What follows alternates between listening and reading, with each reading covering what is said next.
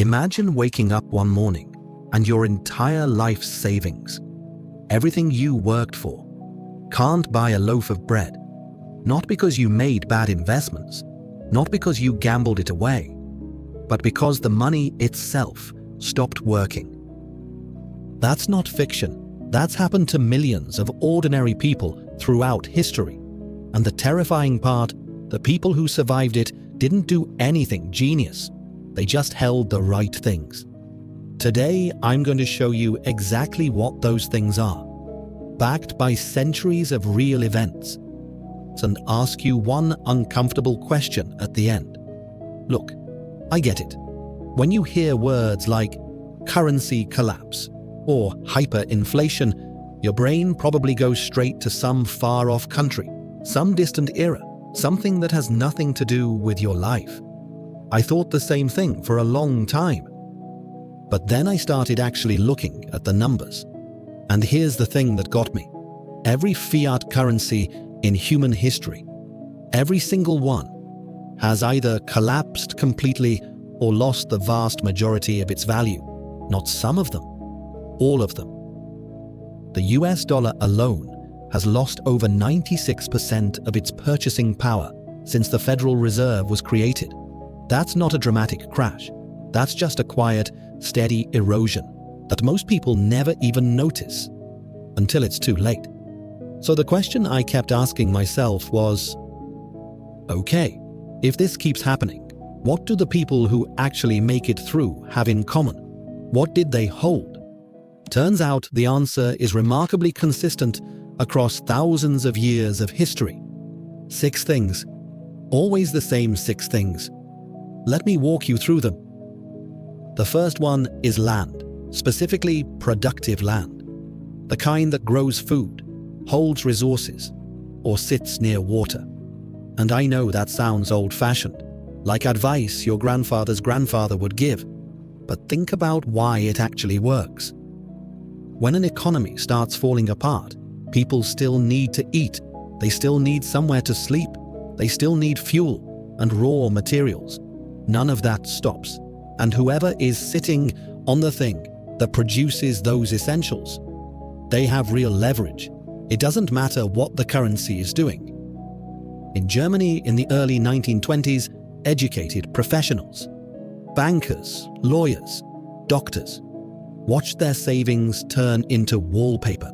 And right outside the city, farmers who owned their land outright were doing better than they'd ever done in their lives.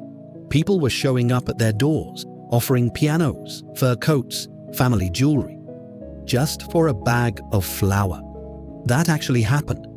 That's in the historical record. Zimbabwe in 2008 was the same thing. Different continent, different century, same story. If you had land and livestock, you had something real. If you had a savings account full of local currency, you had nothing.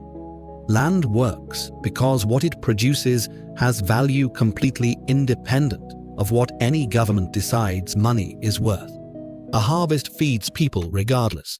That's why it's been the go-to crisis asset for as long as humans have been keeping records. The second one is gold, and I'm going to ask you to hear me out on this one before your eyes glaze over. This isn't a gold bug pitch. This isn't a conspiracy theory. This is just looking honestly at what happens when a currency fails and people need something to replace it immediately, not eventually. And what they always reach for is gold. Not because there's anything mystical about it, because it's recognizable everywhere. You can divide it up easily, you can carry it, and this is the critical part. No government can create more of it out of nothing. During the French Revolution, they tried paper currency backed by land. People believed in it for a while. Then the government printed more, and more, and more. Within 5 years, it was worth essentially nothing. The people who had quietly moved into gold early kept everything. The ones who trusted the paper lost everything. You see this in Argentina, in Russia, in Venezuela. It plays out the same way every time. Here's how I think about gold. It's not an investment in the traditional sense. It doesn't pay dividends. It doesn't grow your wealth when things are stable. What it does is keep you from being wiped out when everything else is. That's a very specific job. And history shows it does that job extremely well. And maybe the most telling thing, central banks, the very institutions that print paper money, are holding more gold today than they have in decades. That tells you something. Pay attention to what they do, not what they say. The third one is something most people never think about in this context: businesses with pricing power. Now, I want to be clear. Not all businesses survive a crisis. Most of them don't. But there's a specific type that actually comes out stronger on the other side. These are the businesses selling things that people cannot stop buying: cooking oil, medicine, electricity, fuel, basic food. The stuff where demand doesn't really move, no matter what's happening to the economy. And critically, where the owner can raise prices fast enough to keep up with inflation. This is what separates the survivors from the casualties. If your business sells something people need and you can reprice tomorrow, or even today, you can stay ahead of the inflation curve. Your margins hold. Your real value holds. In Brazil, in the 1980s, inflation was running at thousands of percent per year. Thousands. Supermarkets were repricing their shelves multiple times a day. The companies selling essentials kept their heads above water. The ones locked into fixed price contracts, they got destroyed because they were essentially selling their goods at a discount that got bigger every single day. It's the same pattern everywhere. Inflation runs hot. The businesses that can say the price is whatever it needs to be today survive. The ones that can't, don't. The fourth one is foreign currency. And this one is probably the most revealing on the whole list, because of who uses it and who doesn't. Here's what actually happens in a currency crisis: the wealthy. And I mean the people who have real advisors, who pay attention to these things. They move their money before things get really bad, into dollars, into Swiss francs, into assets denominated in something stable. And they do it early. The middle class. People who did everything right, who saved dutifully, who trusted the system. They keep everything in local accounts, local bonds, local pensions. And when the local currency collapses, it all goes with it. During Latin America's debt crisis in the 1980s, this played out in painful detail. Wealthy families had dollar accounts in Miami, property in New York, holdings in hard currencies. When currencies across the region collapsed, their wealth was essentially untouched. Meanwhile, a schoolteacher in Buenos Aires who had saved for 30 years in peso accounts, gone. All of it, gone. The logic is so simple, it almost hurts. If your wealth is stored in the thing that's failing, your wealth fails. If it's stored in something else, you're watching the crisis from the outside. One thing worth watching for: capital controls. When a government starts restricting how much money you can move out of the country, that's one of the clearest signs that things are accelerating. They lock the exits when they know people are running for them. The fifth one is real estate, but I want to explain it differently than you usually hear it explained. People talk about real estate as a hedge because property values go up. That's not really the point. The point is much simpler than that. You cannot print a building. You can't inflate away the bricks. You can't make the land it sits on worth nothing by running a printing press. A building is a physical thing that people need. And when everything costs more, rebuilding that same structure costs more too. The replacement value rises with everything else. In Weimar, Germany, apartment owners saw their buildings' nominal value climb into numbers so absurd they became almost meaningless. Billions of marks. But when the crisis finally ended and a new currency came in, those buildings were still there, still standing, still generating rent. still worth something real. The people who held cash had nothing to show for it. The people who held property came through. Same story in Russia after the Soviet collapse. The ruble was disintegrating, savings were being wiped out, and people who had received apartments during privatization suddenly realized that 4 walls and a roof was the most valuable thing they owned. Everything in rubles evaporated. The apartment stayed. It's the same principle as land, really. A physical thing that people genuinely need doesn't stop being valuable just because the money changes. Now, the 6th one.